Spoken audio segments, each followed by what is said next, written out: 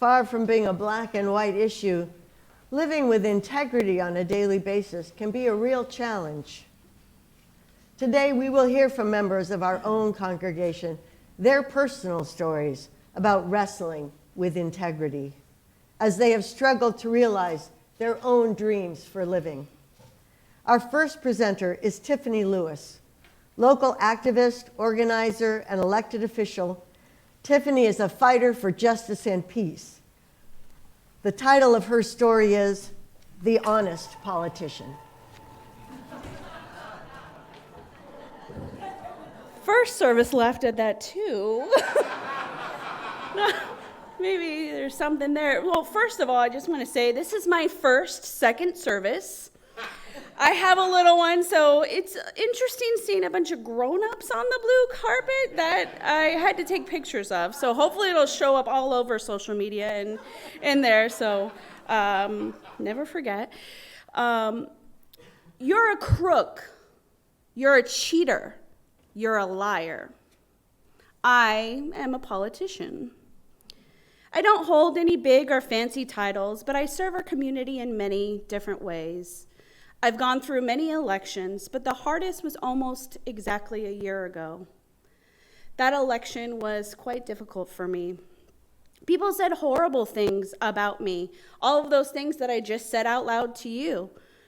Things that were upsetting and things that frankly made me very angry. Running for office is hard. It's intimidating. It was something that I never planned to do. I'm not really a politician, or I never thought that I was. I'm just a person who sees the need for change and was tired of those that we elected not listening. There were 14 spots open for this position that I was running for.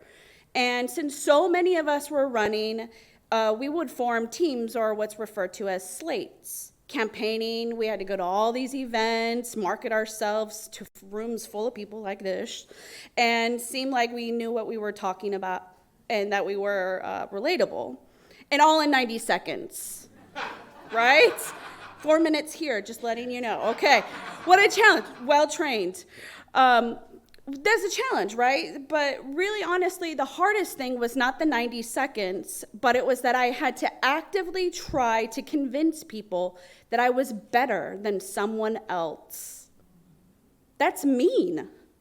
Or at least I felt like it was mean. I knew some of these people that were running against me and my team. They were good people, people who worked hard and cared about our community, people who were worth electing. Now, it certainly is possible, believe it or not, to run a campaign based on your own merits, and you don't have to say anything bad about the others. So that's what I did. Unfortunately, that's not what the others running against me had in mind. I was called a cheater. They said that I was being paid. Where's the check? They said that I was a liar, a crook, no good, and a whole list of other things. These were people that I knew, some of them. They were my friends. I was hurt, I was confused, and I was very angry. Sometimes I wanted to say the mean things back, and probably worse, but I would remember a story of the Buddha, a story that would give me strength. The Buddha was talking to his disciples one day when a man came and spat in his face. He wiped it off, and then he asked the man, "What next? What do you want to say next?" The man was puzzled because he had never expected that when you spit in someone's face, he should ask, "What next?" He had no such experience in the past. He had insulted many people, and they'd become angry, or if they were cowards, they would just smile. But Buddha was like neither. He was not angry nor in any way cowardly, but just matter-of-factly asked, "What next?" But the Buddha's disciples became very angry, and they reacted. His closest disciple said, "This is too much. We cannot tolerate it. If we allow this, everyone will start doing things like this." The Buddha said, "You keep silent.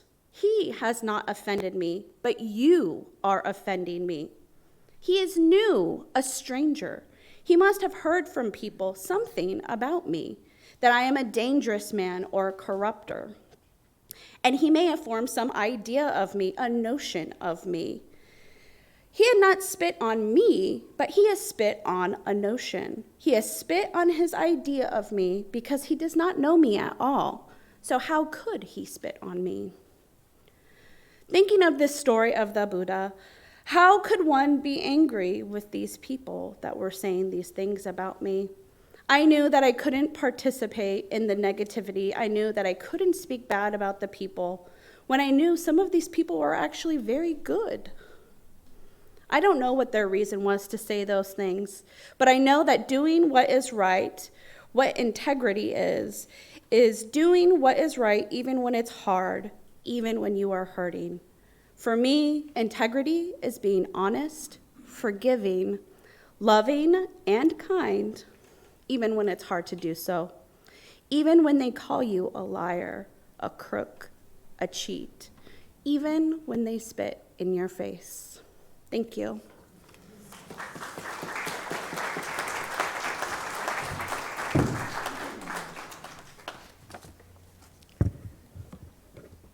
Our next presenter is Allie Reynolds. Born and raised in Connecticut, Allie moved to Southern California in 2002 with her husband and 2 children. Assistant to the general manager at the Conejo Recreation and Park District, and the soprano our choir so desperately needed. Her story is entitled Integrity, Let's Get Real.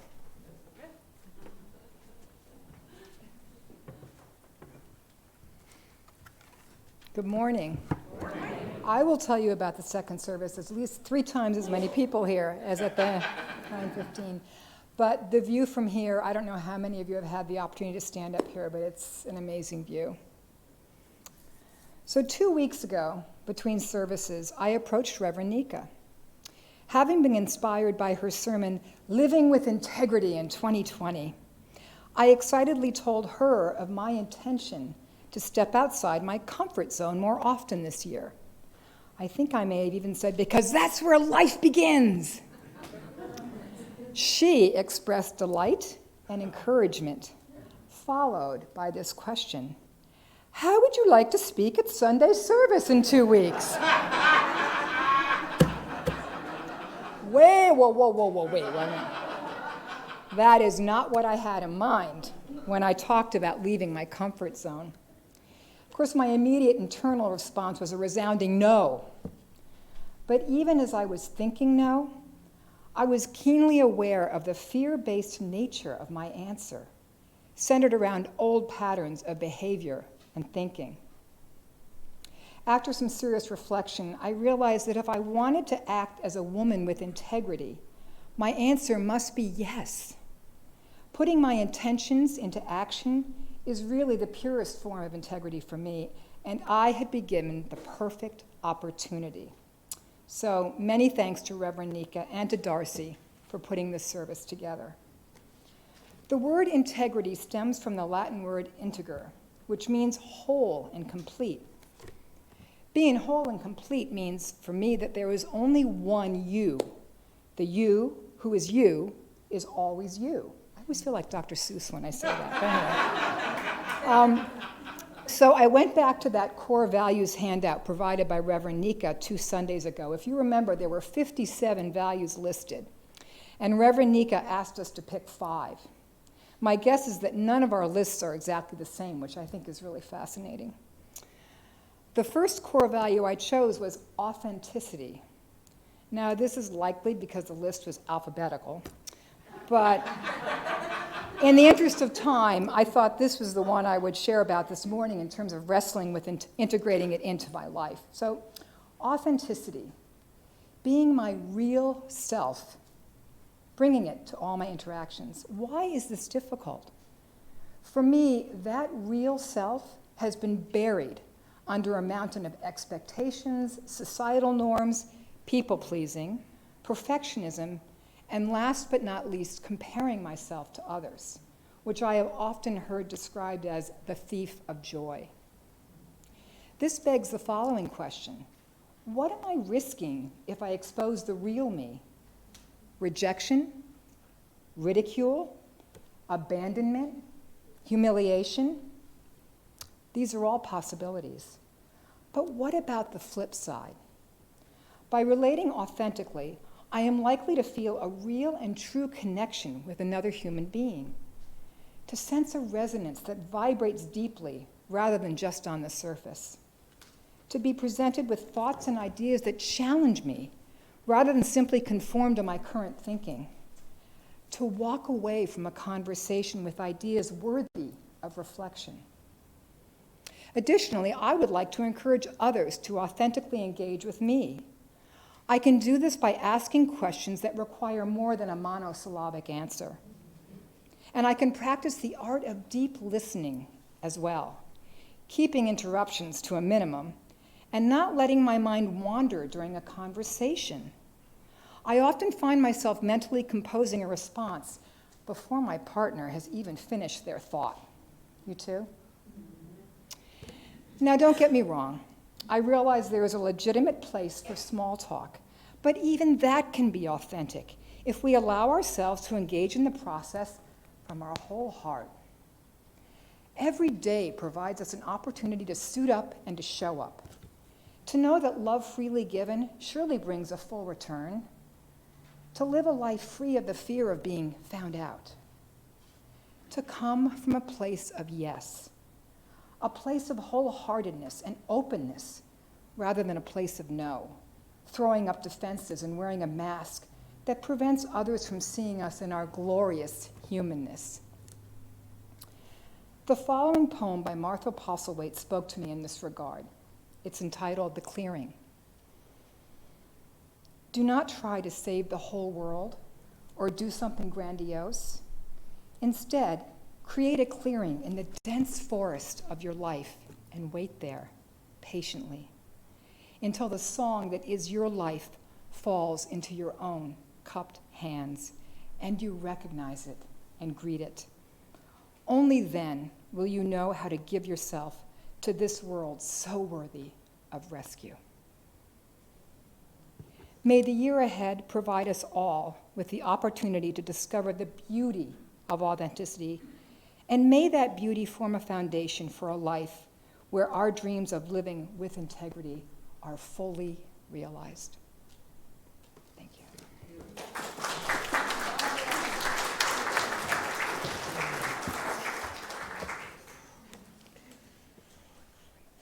I invite you to stand now and throw up your arms in response to these courageous presenters. Shout, "Aho!" Aho! Yeah. Again, "Aho!" Aho! Right, you may be seated. Our next presenter is Merlin Schneider, singer, songwriter, architect, builder, pastor in his own right. His story is entitled My Integral Life. Merlin.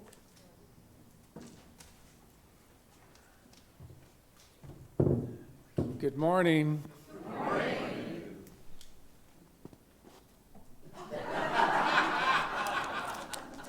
That is, in case you didn't know, a nod to Abraham Lincoln. And I wish you all could have heard these little talks twice, as I have, because there is so much in there that I appreciate, and I could even do a third time some other day.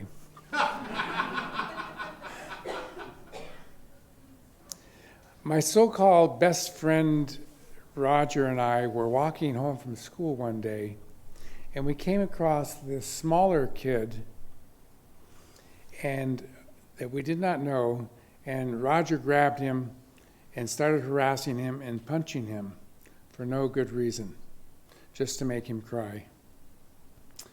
Seemingly out of nowhere, this large, dark-haired, enraged woman appeared. Is there anything more ferocious than a mother protecting her child? No. Thank you. Thank you, Tiffany. I thought she might start wailing on Roger. He started it, Roger said. Ask him. His dad's a preacher. He won't lie. And you know, he was right. Telling the truth was second nature to me. I knew from the time I could speak that I should tell the truth and not lie. It is, after all, one of the 10 Commandments. I went to great lengths to ensure technical compliance. If a teacher asked, "Did you throw that spitwad?" I would answer with astonishment, "I was sitting here."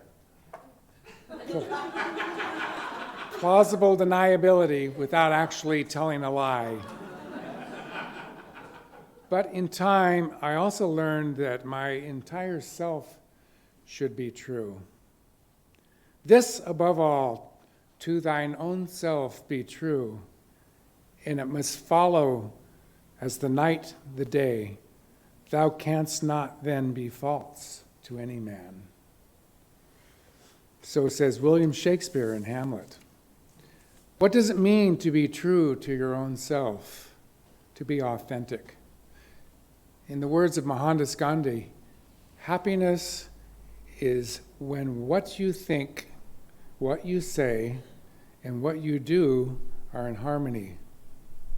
This is the opposite of what psychologists call cognitive dissonance, if you're familiar with the thought and perhaps the experience. It's when your poor, beleaguered mind tries its damnedest to hold two or more contradictory beliefs, ideas, or values. In the commitment to be an honest seeker and truth teller as I was raised, I came to a point where I had to abandon some of the literalistic beliefs of that same conservative Christian upbringing. It was painful initially, but in the end I was happier. It put me on a search to find what was essentially true. And I came to move beyond commandments and to make a covenant with the Spirit of life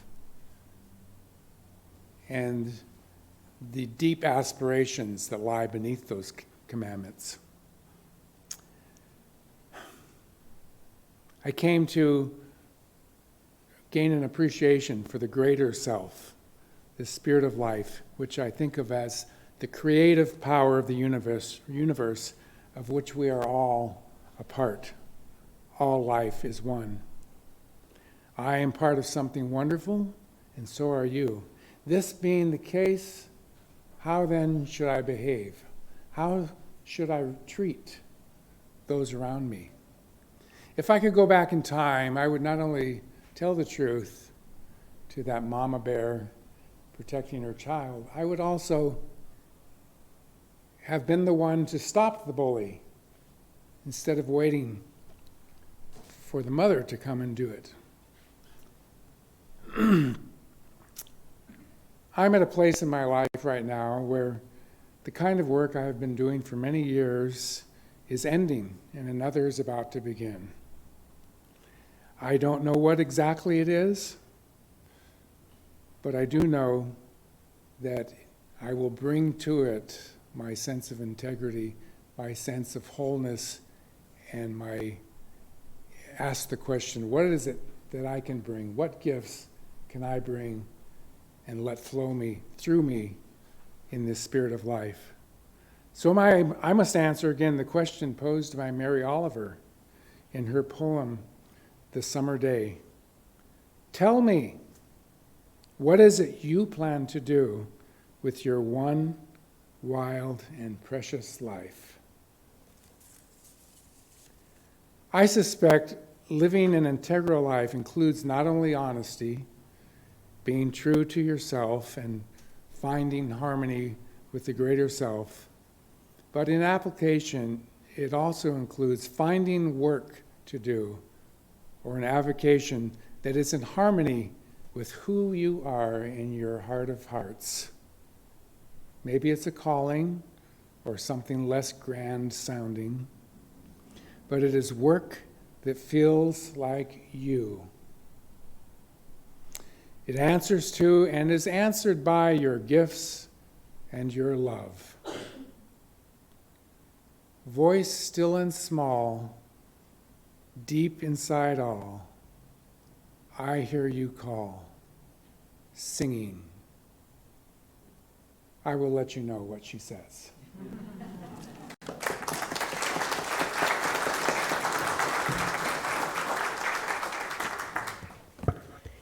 Our last presenter, Michael John Pettis, a member for 19 years, is a former architect and city planner who now pursues the art of painting.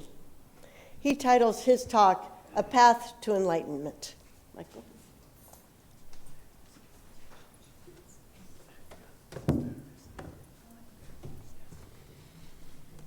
You know, for 19 years, I've avoided getting on this stage. However, Darcy is very convincing. So I have no choice, so on with it. It's 1962. I was then 21 years old and a very serious student of architecture. So much so that I would let my other studies slide, particularly when it came to writing a paper. My passion then for architecture was much the same as my passion is for painting these days. So my English and history courses suffered the most. I had a beautiful wife. Her name was Sidel, who was chasing a life in the theater. She was also the very smartest person I've ever known. So when an assignment came up in English to write about a well-known book, I immediately said, Moby Dick? I know that book. What could be simpler? So I procrastinated until suddenly I realized I was in deep trouble. I had less than 2 days to reread the book and write the paper and simultaneously present my final designs to the faculty, all in the same day. You can guess what choice I made. In desperation, I turned to my very talented wife to write something that I could hand in. She did, and I didn't read it. I then submitted the paper as my own work. About a week later, my English professor summoned me. He wanted to know how I'd gotten the idea for the paper. I was puzzled. I knew the paper to be good because Sidel wrote it. He continued, what I need to do is congratulate you on coming up with a very intriguing interpretation of Moby Dick.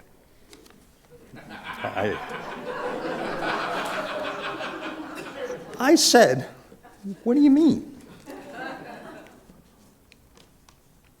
Well, I need to congratulate you on coming up with this thing. He said, I'm sure you are aware that writing a paper on Zen Buddhism and Moby Dick is quite unique. Congratulations. I was stunned, of course. Nothing more was said. Later, I thought degrees from Princeton and Harvard would make me a better English student. In point of fact, I barely passed most courses, sometimes with only the aid of fellow students in exchange for help with their designs. Several years later, I was honored with an award for contributions to architecture from my first college, the Cooper Union in New York City. During the ceremonies, I spotted my old English professor. He said, you're the fellow with the Moby Dick Zen Buddhism notions. I thought, this is my opportunity to make it right. Later in the faculty lounge, I confessed I had cheated and not written the paper. He said that at the time he guessed as much.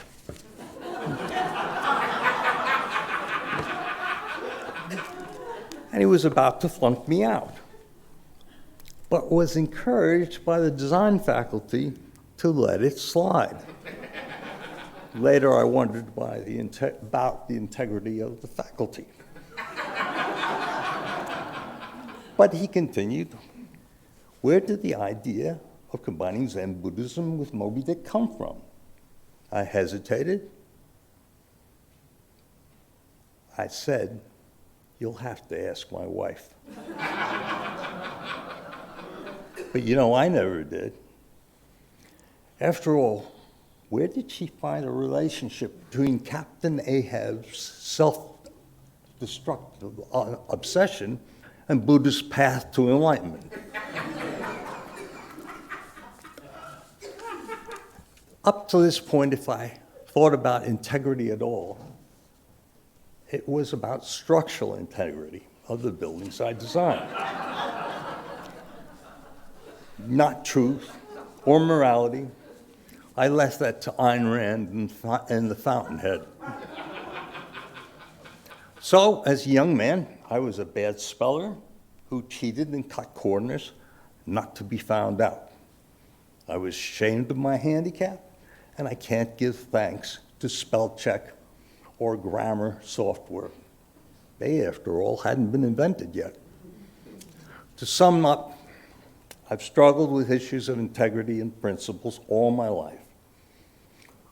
But it was after many false starts that I gained an acute awareness of the harm of my behavior that changed my path. Indeed, I've become a decent writer, and in this awareness, I lead a more truthful and principled existence, excluding, of course, the white lies I still tell.